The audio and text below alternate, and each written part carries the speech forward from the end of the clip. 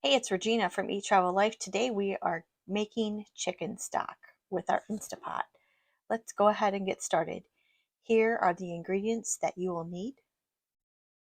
You want to start out, have your Instapot out and take your chicken carcass.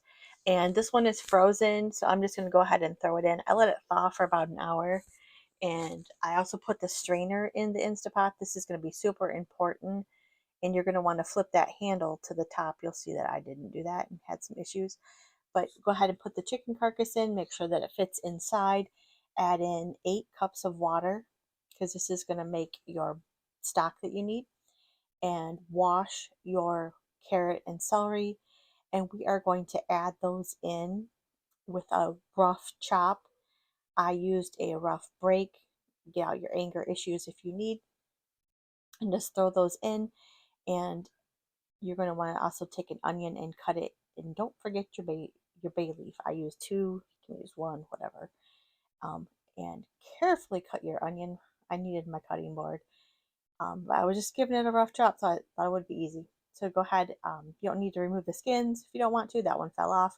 But go ahead and put everything in. It looks nice and happy in there. And we are going to cook this on high for 45 minutes. But I want to show you, did you know that your Instapot has a handle holder? And then struggle putting your top on. I always struggle with this. Get it on there, make sure it's at 45 on high, and go ahead and tell it to start. Mine says bean chili, whatever, it's high, whatever. You could put it on soup, meat, whatever.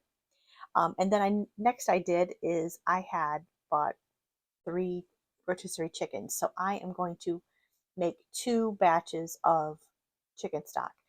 And this involves picking your chicken. I'm not going to show you how I do it completely, but you're going to want to separate the meat from the bones and then any fat. You're not going to want to put all of that in. You definitely don't want to keep the fat in because it will cause grease or fat into your chicken stock. So I'm separating out the meat, and I'm going to have separate out the bones.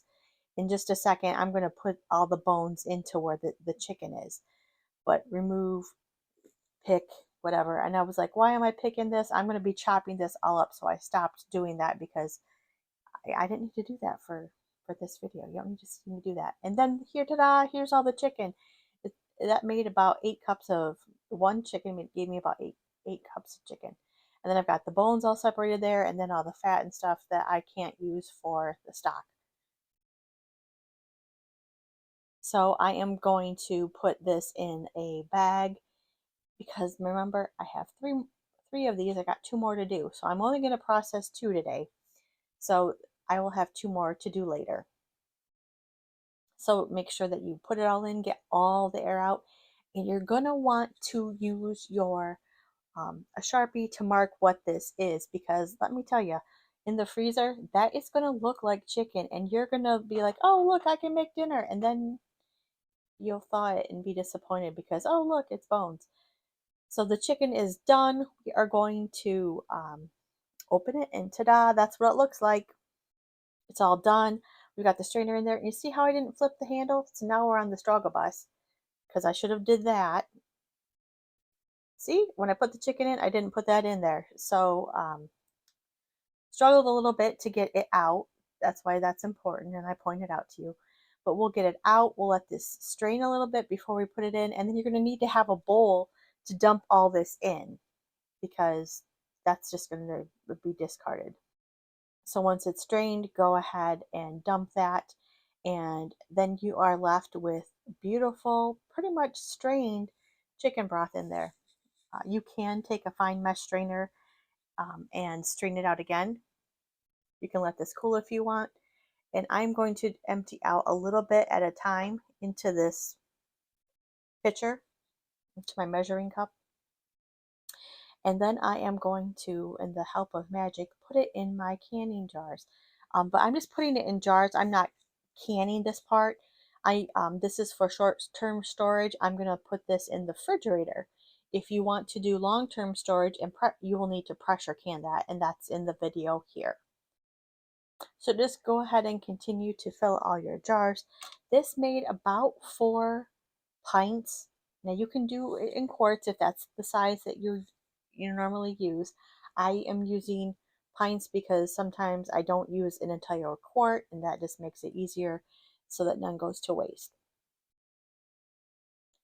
And then we'll take the rest of the stock that is still in the Instapot, just to show you how much was left in there, um, and we will fill the remainder of the jars.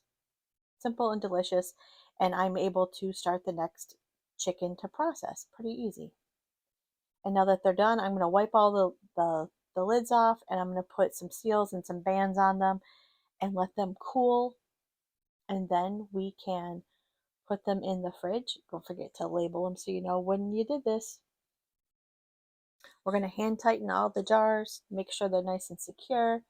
And oh my gosh, what are you going to use your chicken stock with? I love it using it in soups and in hash brown casseroles.